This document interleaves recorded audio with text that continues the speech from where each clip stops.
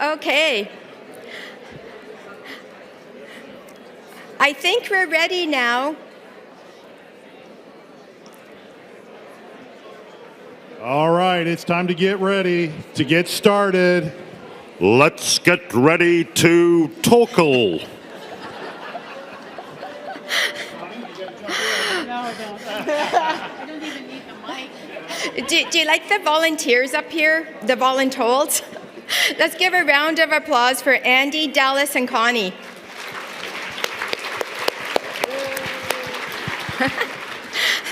I'm going to use a rodeo term. I lassoed them about 5 minutes ago and asked, would you be the roving mics for the table discussions? They very graciously said yes. And I also want to ask, does anybody know what a rodeo is? Oh, okay, excellent, okay. So what we're going to do now is we're going to hear from some of those in the room. We want some of those Cole's notes, some of those key pointers of what you've been talking about in terms of people, validation, power, and democracy and learning. We're going to go in order, and I'm going to ask for all the tables that had the topic the general discussion. Can you please put up your hand? Okay, you guys paying attention to where those tables are? Okay. So the lead question for the general topic is a growth and validation practice evidence of democracy in action? General? In what ways? Man, did we start with a big question. Who wants to go first? Okay, thanks, Dallas. Can you hear me? You can. So we looked at the first question that you read out there, and we took the sub-question in considering the question of democracy, who determines what standards are used within validation and how is this agreed? To kind of sum up our discussions, is the growth and validation practice evidence of democracy? We said yes and no. Yes, in that it's providing increased access pathways to more students that traditionally wouldn't have had access. But we felt in some cases the system could be too rigid to address the needs of the most marginalised. So that would be people maybe that had language difficulties, literacy difficulties potentially, or even digital skills. And in some people's experience, they felt that it was sometimes easier for applicants to just complete the formal training than to actually go through the recognition pathway. So that was our first conclusion. Then in relation to who determines what standards are used, we felt it should be a cross-functional. There's a big issue with consistency and what standards are in use and people's awareness of what standards are available. But from the point of view of cross-functional, we felt it could be done at national level, so policy, frameworks, that kind of, also at the institutional level, potentially industry as well could be a part of it because they may be the end user, and then also the students could also be involved in addressing the standards at a particular local level. Thank you. That sounds like a fantastic conversation. And thank you for going first. That's never easy. Who's going to go next? Andy? Connie? Thank you.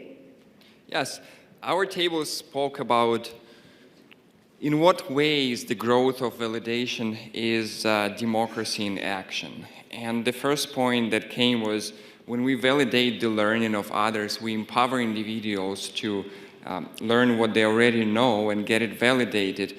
We also help them to increase their feeling of self-esteem, and they are motivated to pursue on this path of achieving the higher learning goals. And this is how validation is a democracy in action.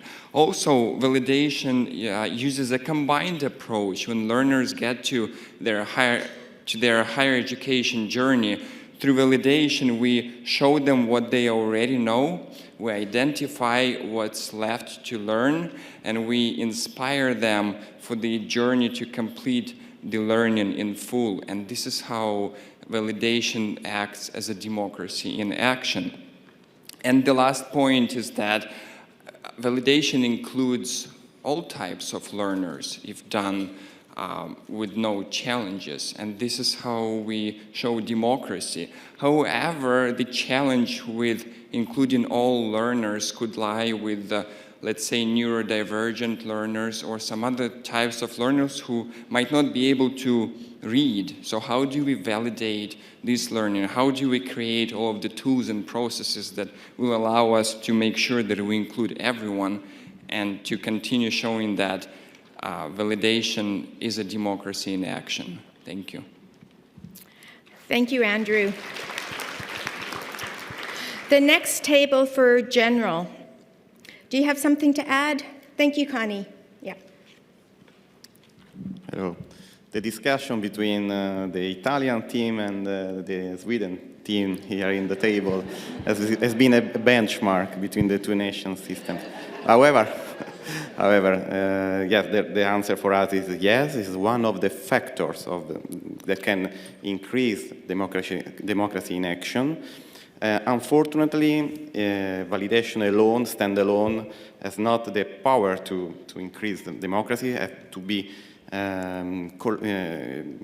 together with other factors, such as the capacity to access to high levels quality training courses, the capacity to have formal recognition of formal education path, then have to be together in a holistic approach with other key factors for democracy in action. Thank you. Thank you. Thank you very much. Hello, I'm here with the Canadian and Mongolian delegation. And through the miracle of Google Translate, we've arrived at an answer.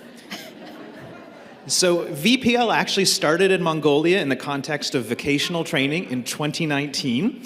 It was there to expand access and make people more equal in their access to education, but it's not narrowly focused on higher education, so that sounded to the other part of the table like an interesting conversation that wasn't totally familiar, which was really interesting.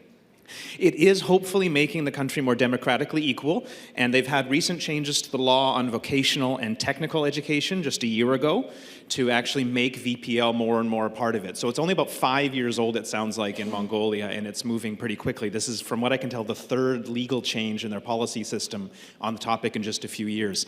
And as I finish that, my friends here are working extremely hard. Their translator hasn't showed up yet, so they're doing twice as much work as everybody else the whole time. So if we could just give them a round of applause and recognize that. Thank you.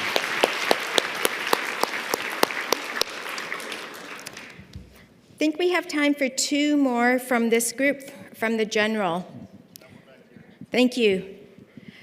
Hello. Hi, how are you? Sorry. So we felt that, there's a yes and a no answer, and it's not easy. But it takes all kinds of learning, or it has the possibility of taking all kinds of learning into account.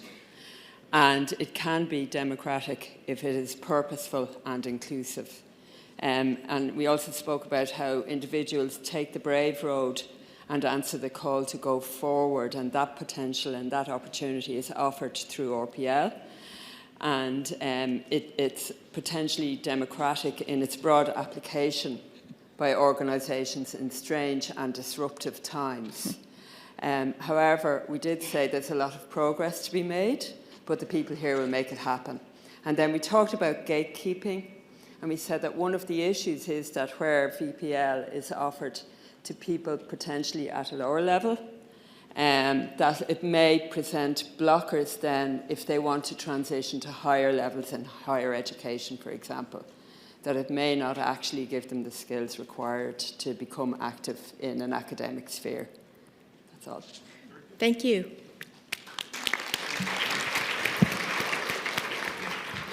Okay. Okay, I wasn't quick enough. My name is Laura and I come from Iceland, and this is the Icelandic table. We represent 3 universities in Iceland. We are in the starting of including, VLP in the university education, which is quite exciting. All of the things that we have talked about here have been said, but we think we answer the question with yes, to start with, the leading question. And we think that this would definitely add to diversity among students and probably include more that haven't considered going to the university when they know that they will get recognition for what they have learned. And we lost ourselves in the gatekeeping questions because we have met a lot of barriers already, mostly from the academic staff, but we are we are not giving up. You don't have to read that book or go to that lecture to be a good representative. So we are just looking forward to the rest. Thank you. Thank you. Just before we switch to validation in the individual, I just quickly wanted to share, when Iceland hosted the Biennale 2 years ago, they had a speaker, I believe he was the mayor of Reykjavik, and he shared his RPL, VPL, PLAR journey. It was inspirational. So if you're talking to your mayor, tell him we said hi. Can you put your hand in the air if you had validation and the individual? Okay. Dallas, did you want to start? And actually, I'll just share the lead question. How does validation place the individual at the center? This is the Estonian delegation and a bit of Irish as well. I'd say the question that's put down here, we were discussing it from various different angles, but I think one way to think about it, is it validation that places individual in the center, or is it different institutions through the way that we design RPL? And are we trusting the learner? And we think that the trust in the learner is the key in putting the learner in the center. And we were thinking about the empowerment as well as the disempowerment, and I think it's important to think how within RPL systems we might be disempowering students or our learners because we do not trust their learning, and we don't also provide various different ways to show their learning, as it was mentioned earlier about the show and tell, and do we offer those options there? And a lot of the times the RPL might be more for the system than for the learner. Thank you.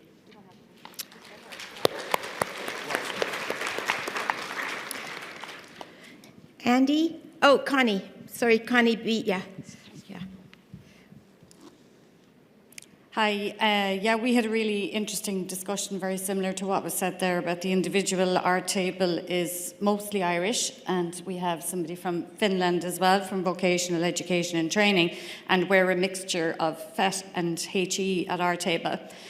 With the lead question, how does it place the individual at the centre? Our question back was, does it? Does it actually place the individual at the centre, or do we is that what we like to think that we do? And as much as possible, are we restricted by policies and procedures and everything that we need to have in place to scaffold and support the individuals? But once we're in there, that the individual then can take charge of their RPL process, probably particularly so in FET, more so than in higher education. And we come back to what Julie was saying when she spoke about credits and HE and that kind of restriction around academic policy, I suppose, to be able to offer RPL, to offer credits for the RPL process. And the access, exemptions, advanced entry and non-standard applications are fine. But one of the quotes here from the table was people shouldn't have to jump through hoops to go through this process as well. So is that really putting the individual at the centre as well? So yeah, that was mostly what we had to say here.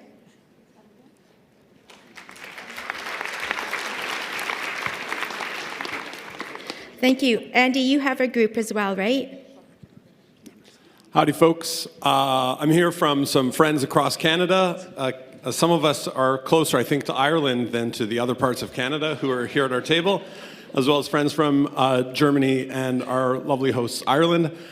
Something that came up in our conversation is how passionate employees at institutions and organizations are about supporting the individuals. but often the time pressures, monetary pressures, resource pressures don't allow the luxury of time to build the types of relationships to meet learners where they are and provide them the individualized support that they need.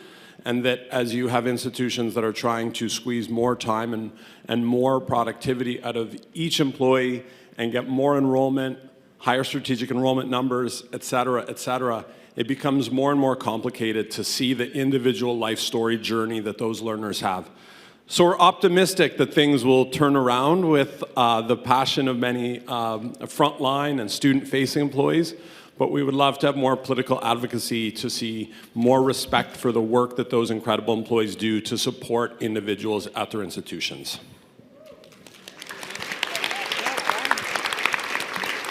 Okay, I think we have time. I see a hand here, and 2 more hands for this conversation, and then we'll move to the mobility. Yeah.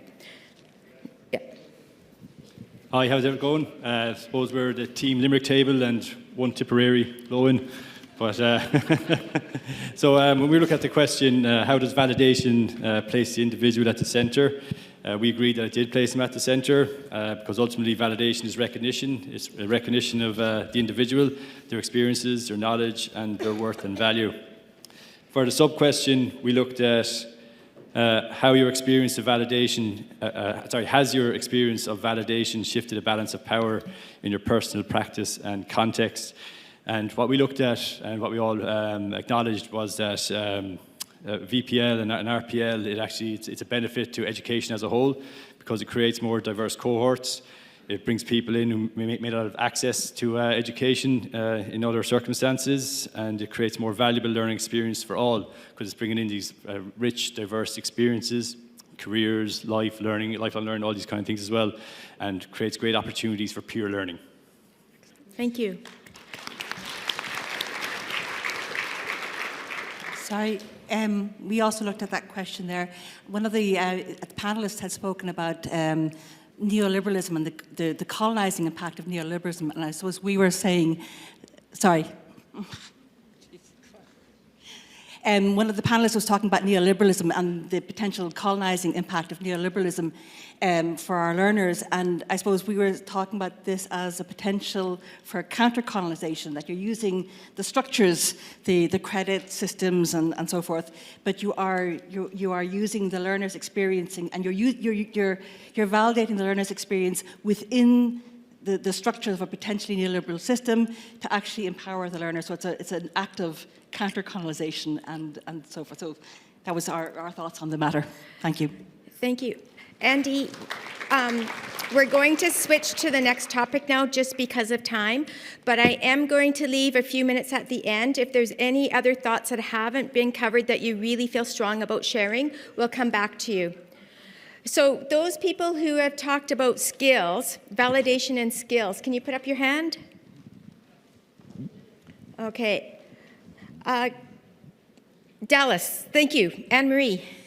Okay, we are a can I start with the lead question? You certainly I almost forgot.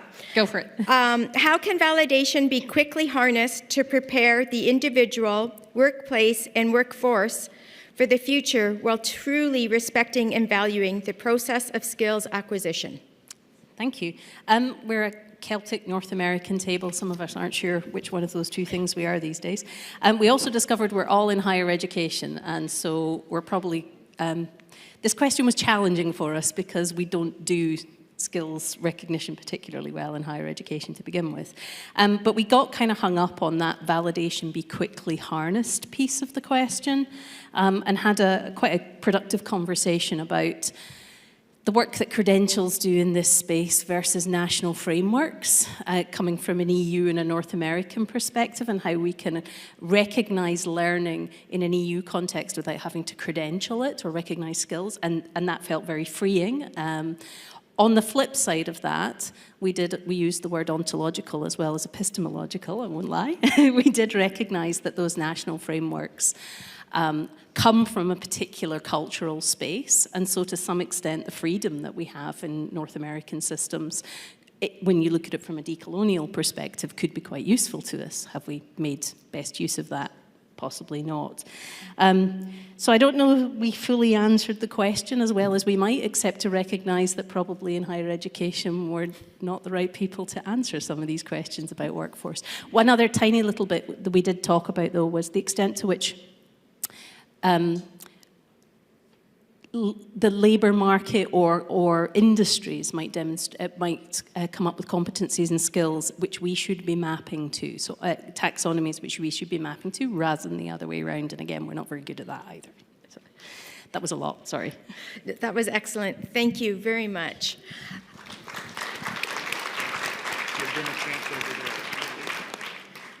Thanks, Connie.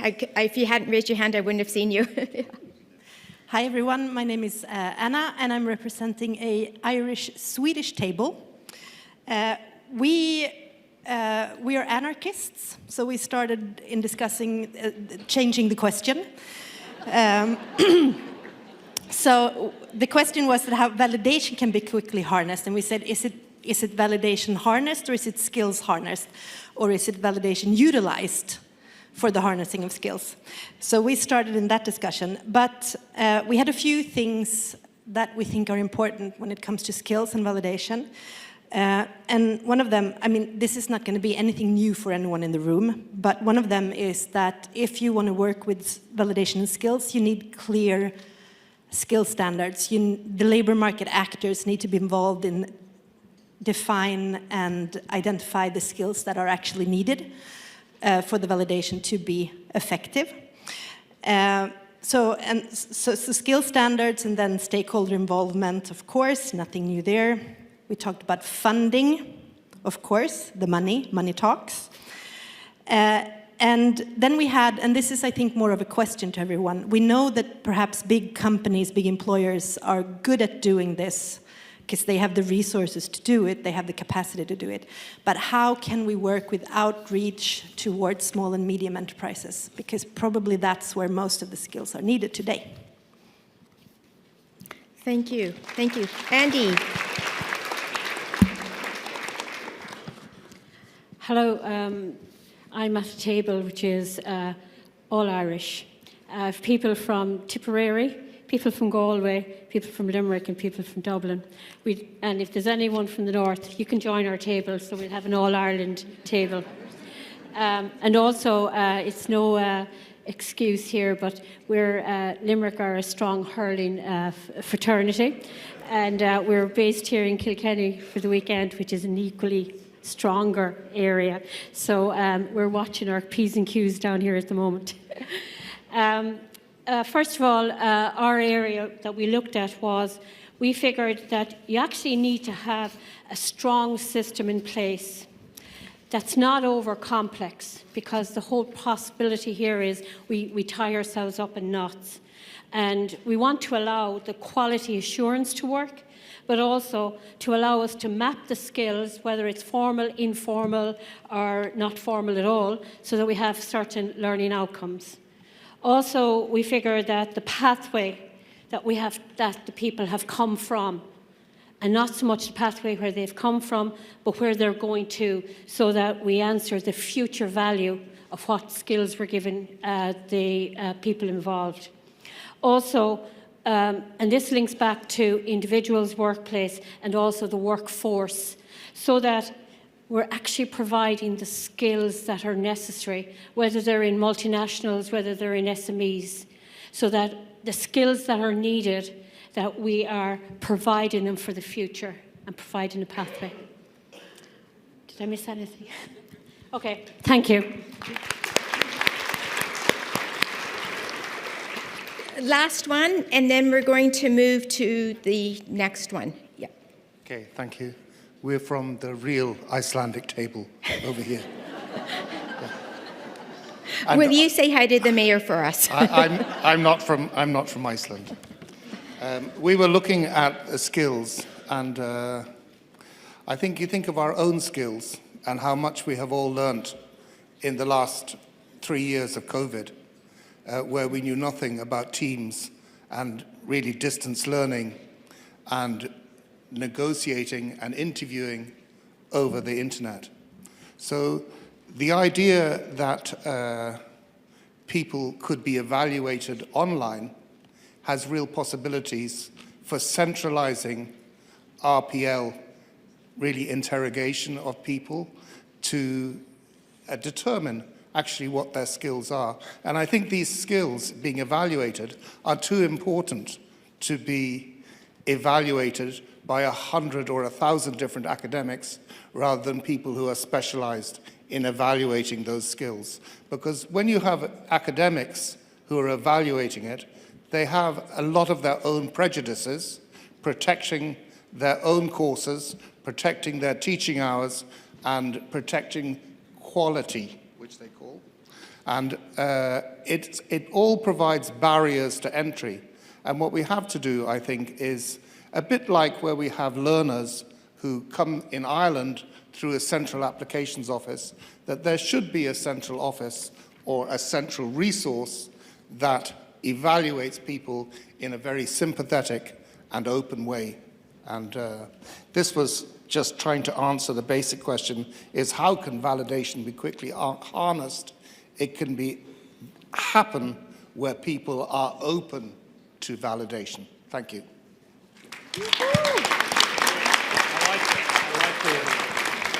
Thank you. We have two sub-themes left, inclusion and mobility.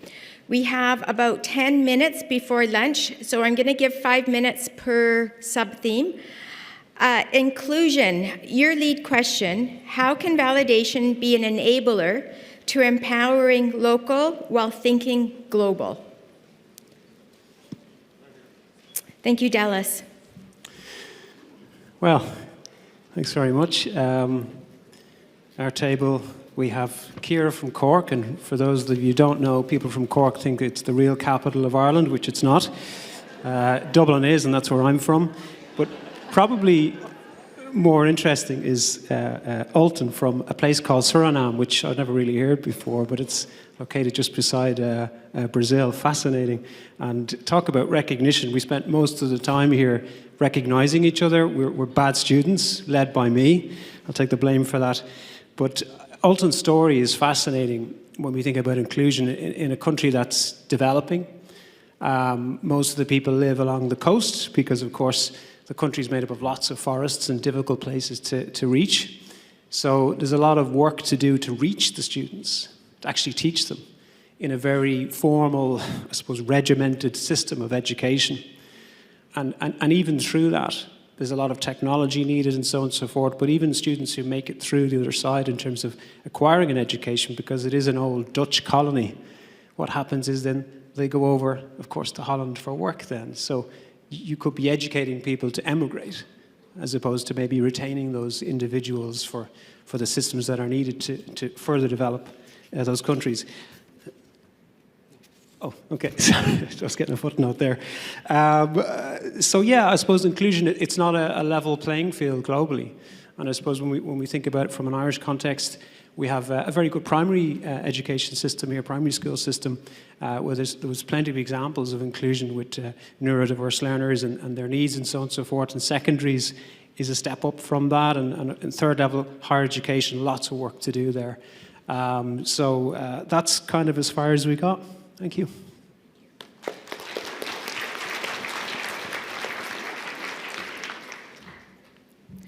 Connie, Andy, do either of you have a table to speak? I've got another one. Go ahead, Connie. Go ahead, Connie.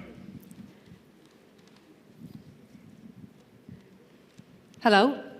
Thank you. So on inclusion, the leading question, empowering local whilst thinking global, the conversation at our table with representatives from Sweden, from Finland, and here from lovely Ireland. We spoke about how validation being global is a bit more aspirational, perhaps, than a reality in practice at the moment, and for validation to become global in this kind of incremental process that we were talking about has to happen.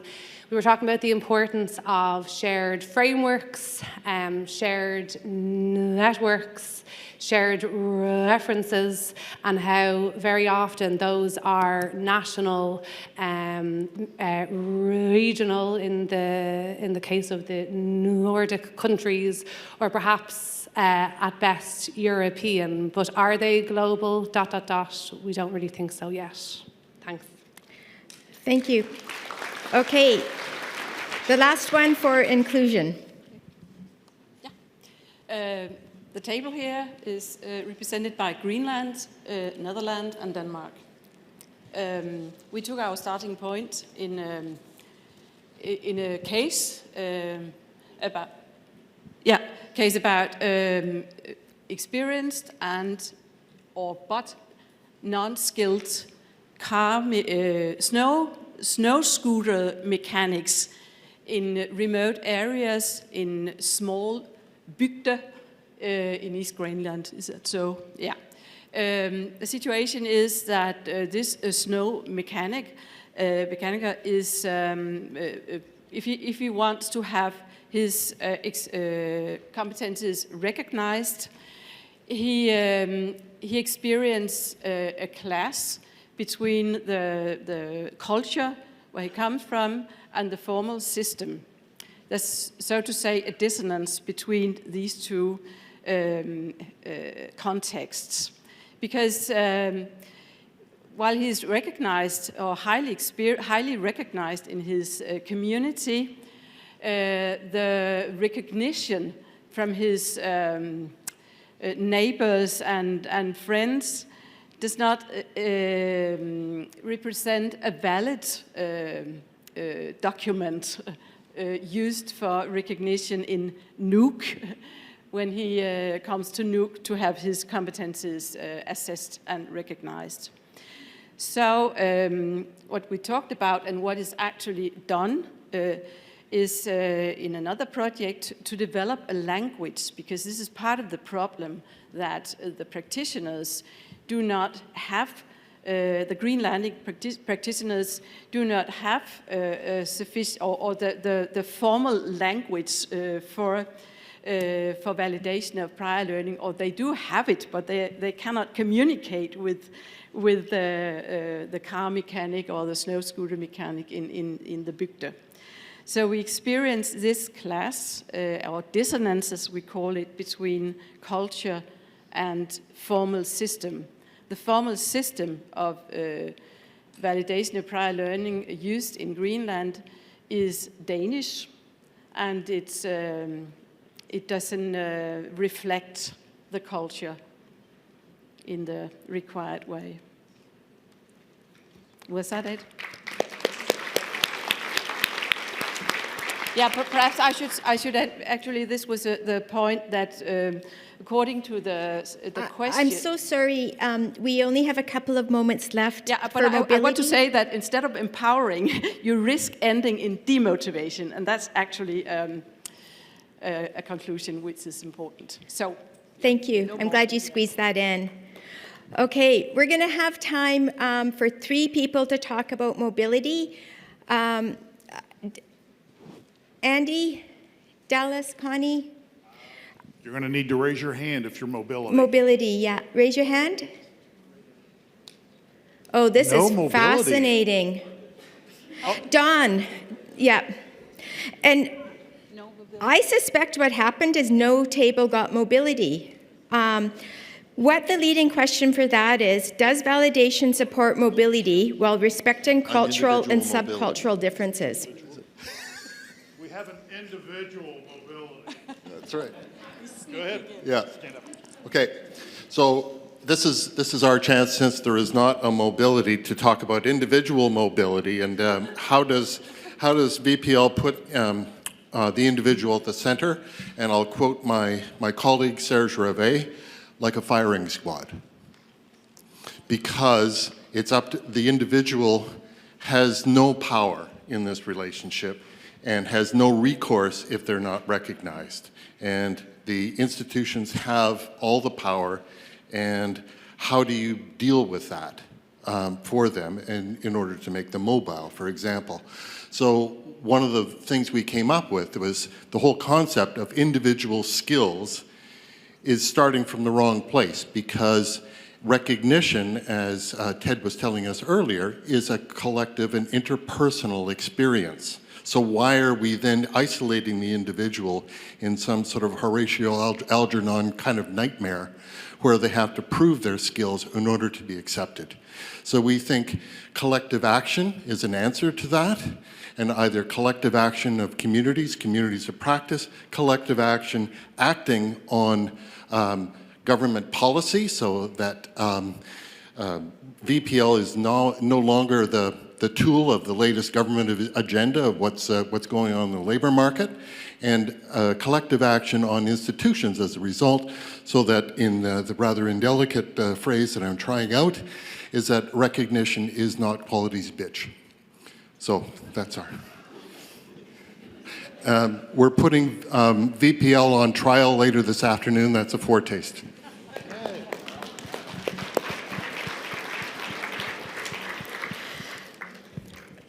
Wow. I just have to say, Borhin, did you want to quickly share one point? Yeah, very, very quick point. In our table, we discussed about mobility, but putting in attention the pipeline approach of institution and the flexible learning pathways that validation of prior learning puts forward. And we have taken two examples. For example, the health workforce.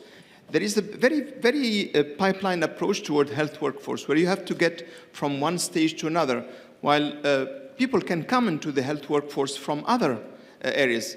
And we spoke about teachers. In many countries, teacher shortage is a major problem. We have identified we need 44 million teachers to achieve the SDG 4, but we will not get them if we take the pipeline approach. And we need this more flexible, more multi-entry approach, and that's what the validation of prior learning can bring within the countries and across countries as well. Thank you. Thank you very much. And just a round of applause for Dallas, for Connie, and for Andy.